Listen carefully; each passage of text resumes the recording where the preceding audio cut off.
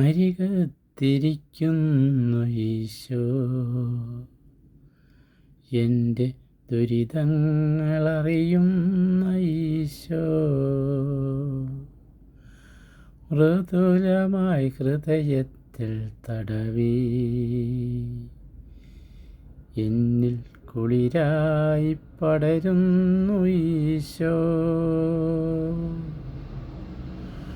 വഴികളിൽ ഞാനേകനല്ല,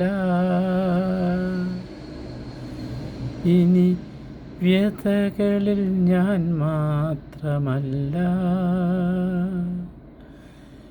എൻ്റെ മരണത്തിൽ ഞാനൊറ്റയ്ക്കല്ല, എന്നിൽ എന്നേശു വാഴുന്നു സത്യം. പാപത്തിൽ വീഴാതെ എന്നെ കാക്കണേ നല്ലവനേശു. എന്നും മോഹത്തിൽ ആഴാതെ എന്നെ അങ്ങേ മാറിൽ സൂക്ഷിക്കണേ യേശു. ഈ ഗാനം ഇവിടെ ഇപ്പോൾ സ്മരിക്കുന്നത് അന്വർത്ഥമാകുന്നു, അർത്ഥപൂർണമാകുന്നു എന്ന് എനിക്ക് തോന്നുകയാണ്. കാരണം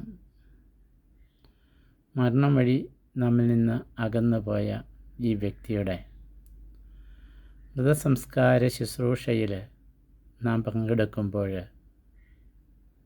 ഇവിടെ നിറഞ്ഞു നിൽക്കുന്ന അന്തരീക്ഷത്തിന് യോജിക്കുന്ന വരികളാണ് ഇവയെന്ന് എനിക്ക് തോന്നുന്നു. അരികത്തിരിക്കുന്നു ഈശോ. അതെ, ഈശോയുടെ അരികത്ത് ഇരിക്കുകയാണ് ഓരോ വ്യക്തിയും. മരണത്തോടെ ആ യാഥാർത്ഥ്യം തിരിച്ചറിയുന്നു. അവൻ അവരോട് കൂടെ പോയി നസ്രത്തിൽ ചെന്ന് അവർക്ക് വിധേയനായി ജീവിച്ചു. അവൻ്റെ അമ്മ ഇക്കാര്യങ്ങളെല്ലാം ഹൃദയത്തിൽ സൂക്ഷിച്ചിരുന്നു. അവൻ്റെ അമ്മ ഇക്കാര്യങ്ങളെല്ലാം ഹൃദയത്തിൽ സൂക്ഷിച്ചു. ഈശോ പ്രായത്തിലും ജ്ഞാനത്തിലും ദൈവത്തിൻ്റെയും മനുഷ്യരുടെയും സംപ്രീതിയിൽ വളർന്നു. ഇന്ന് ഈ മൃതസംസ്കാര ശുശ്രൂഷയിൽ പങ്കുചേരുമ്പോൾ ലൂക്കായുടെ സുവിശേഷം 2-ാം അധ്യായം 51 മുതൽ 52 വരെയുള്ള ഈ വാക്യങ്ങൾ ഈ വ്യക്തിയിൽ 100% സംഭവിച്ചു എന്ന് എനിക്ക് പറയുവാനായിട്ട് സാധിക്കും. അവൻ്റെ അമ്മ ഇക്കാര്യങ്ങളെല്ലാം ഹൃദയത്തിൽ സൂക്ഷിച്ചു. ഇപ്പോൾ മരണശയ്യയിൽ കിടക്കുന്ന ഈ വ്യക്തിയുടെ അമ്മ അദ്ദേഹത്തിൻ്റെ മൃതസംസ്കാര ശുശ്രൂഷയിൽ, ആ അമ്മയുടെ മൃതസംസ്കാര ശുശ്രൂഷയിൽ അമ്മയുടെ സഹോദരൻ വിശുദ്ധ ചാവറയച്ചൻ്റെയും വിശുദ്ധ അൽഫോൻസാമ്മയുടെയും വിശുദ്ധ ഉപ്രാസ്യാമ്മയുടെയും കൂടാതെ അനേകം ദൈവദാസരുടെയും ധന്യരുടെയും വാഴ്ത്തപ്പെട്ടവരുടെയും ഒക്കെ വിശുദ്ധ പ്രഖ്യാപന പ്രക്രിയയിൽ 1-ാം സ്ഥാനത്ത് നിന്ന് പ്രവർത്തിച്ച സാർവത്രിക കത്തോലിക്ക സഭയുടെ വളരെ ശ്രേഷ്ഠനായ പുരോഹിതൻ്റെ സഹോദരിയുടെ മകൻ്റെ മൃതസംസ്കാരത്തിലാണ് നമ്മൾ പങ്കുചേരുന്നത്.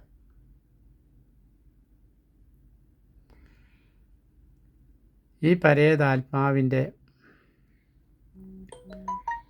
അമ്മയുടെയും ആ അമ്മയുടെ സഹോദരങ്ങളുടെയും ജീവിത ചിത്രം മുഴുവൻ ഈ നിമിഷത്തിൽ എൻ്റെ മനസ്സിലേക്ക് തെളിഞ്ഞു വരികയാണ്.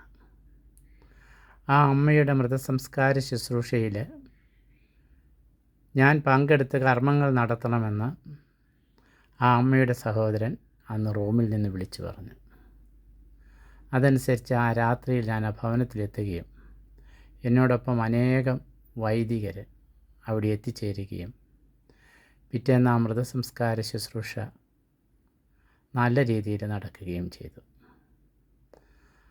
അതിന് സമാനമായൊരു മൃതസംസ്കാര ശുശ്രൂഷയിലാണ് ഇപ്പോൾ നമ്മൾ പങ്കുചേർന്നുകൊണ്ടിരിക്കുന്നത്. എന്താണ് ഈ കുടുംബത്തിലെ ഈ മൃതസംസ്കാര ശുശ്രൂഷയുടെ പ്രാധാന്യം? ഞാൻ മുമ്പ് സൂചിപ്പിച്ചതുപോലെ അനേകം വിശുദ്ധരുടെ വിശുദ്ധ പ്രഖ്യാപനവുമായി ബന്ധപ്പെട്ട ഔദ്യോഗിക ജോലികൾ വളരെ വർഷക്കാലം ചെയ്ത് ദൈവം തന്നെ ഏൽപ്പിച്ച ആ വലിയ ജോലി ഭംഗിയായി നിർവഹിച്ച്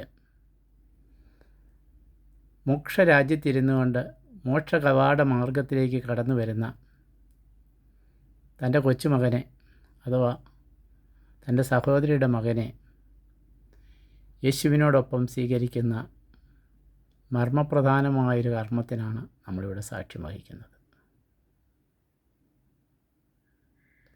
വിശുദ്ധരുടെ വിളനിലമാകണം സഭ. രക്തസാക്ഷികളുടെ ചുടുനിണം വീണ മണ്ണിലാണല്ലോ സഭ തഴച്ചു വളരുന്നത്. ഞാനിവിടെ മറ്റൊരു ചിത്രത്തിലേക്ക് നിങ്ങളുടെ ശ്രദ്ധ കൊണ്ടുവരികയാണ്.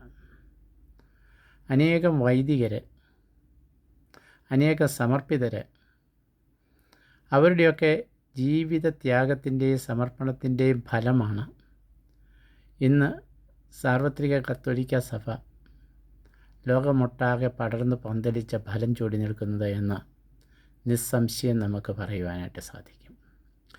അവരിൽ ഒരു മുഖ്യ പങ്ക് വഹിച്ചിട്ടുള്ളവരാണ് ബഹുമാനപ്പെട്ട സിസ്റ്റേഴ്സ്.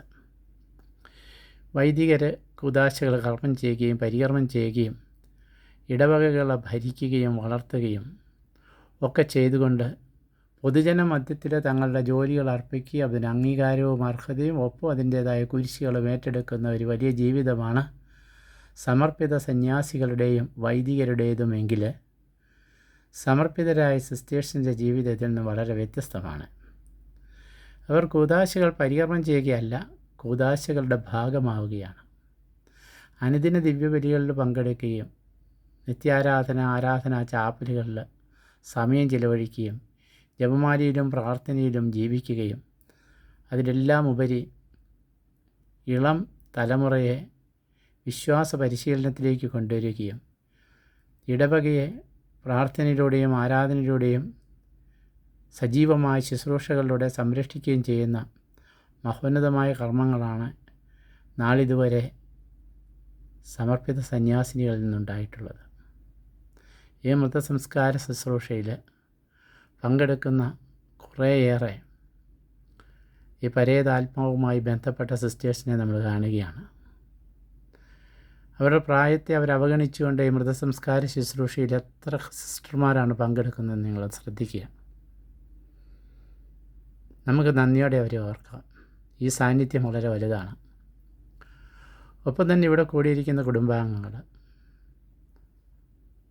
മരണം വഴി നമ്മളിൽ നിന്ന് അകന്നു പോകുന്ന അദ്ദേഹത്തിൻ്റെ മക്കൾ, ബന്ധുജനങ്ങൾ, സഹോദരങ്ങൾ, ഞാൻ ആദ്യം സൂചിപ്പിച്ചതുപോലെ അദ്ദേഹത്തിൻ്റെ മാതാവിൻ്റെ സഹോദരങ്ങൾ, സഹോദരികൾ, അദ്ദേഹവുമായി ബന്ധപ്പെട്ടവരൊക്കെയും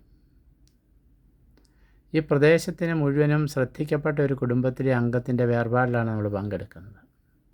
എത്താവുന്ന എല്ലാ മേഖലകളിലും വളർന്ന് ഒട്ടേറെ സ്ഥാനമാനങ്ങൾ അലങ്കരിച്ച് അതിലേറെ സാന്നിധ്യവും സമ്പത്തും ആരോഗ്യവും സമയവും ഈ ഇടവകയുടെ വിവിധങ്ങളായ പ്രവർത്തനങ്ങൾക്ക്, രൂപതകളുടെ വളർച്ചകൾക്ക് ഒക്കെ വേണ്ടി പ്രവർത്തിച്ചവരുടെ വലിയൊരു കൂട്ടായ്മയാണ് ഈ ഭവനവുമായി ബന്ധപ്പെട്ട എല്ലാവരും എന്ന് നമുക്ക് പറയാനായിട്ട് സാധിക്കുന്നു. ഈ മരിച്ചു കിടക്കുന്ന വ്യക്തിയുടെ മാതാവിൻ്റെയും പിതാവിൻ്റെയും കുടുംബങ്ങൾ അവ പല സ്ഥലങ്ങളിൽ വേരൂന്നിയ കുടുംബങ്ങളാണ്. അവർ വഴി നമുക്ക് ലഭിച്ചിട്ടുള്ള അനുഭവങ്ങൾ ഓരോന്നും എനിക്ക് വിസ്മരിക്കാനാവില്ല. ഞാൻ കണ്ട് മനസ്സിലാക്കിയിട്ടുള്ളവയാണ്. അവരിൽ പലരുടെയും മൃതസംസ്കാര ശുശ്രൂഷകളിലും മറ്റ് ചടങ്ങുകളിലും ഞാൻ പങ്കെടുത്തിട്ടുണ്ട്.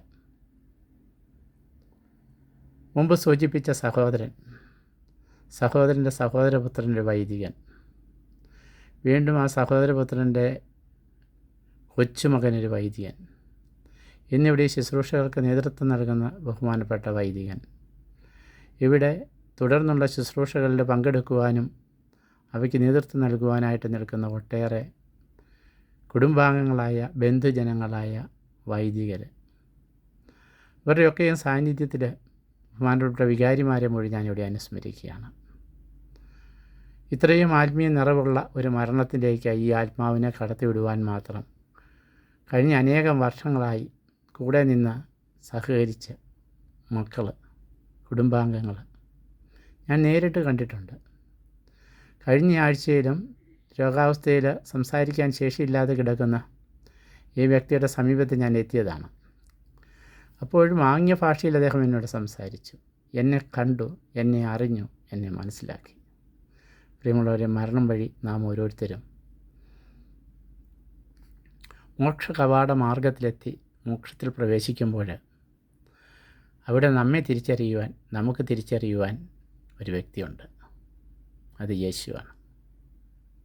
ദൈവം തന്നെയായ അവിടുത്തെ മുമ്പിൽ നാം നിൽക്കുമ്പോൾ ഞാൻ നിന്നെ അറിയുകയില്ല എന്നല്ല, എനിക്ക് നിന്നെ നന്നായി അറിയാമെന്ന് മുഖഭാവം കൊണ്ട് നമ്മെ കാണിക്കുകയും സന്തോഷത്തോടെ നമ്മെ വാരി പുൽകി തൻ്റെ സ്ഥാനത്തേക്ക് തൻ്റെ തന്നെ ഭാഗമാക്കുകയും ചെയ്യുന്ന മനോഹരമായ കർമ്മമാണ് മരണസമയത്ത് ഓരോ ആത്മാവിലും സംഭവിക്കുന്നത്.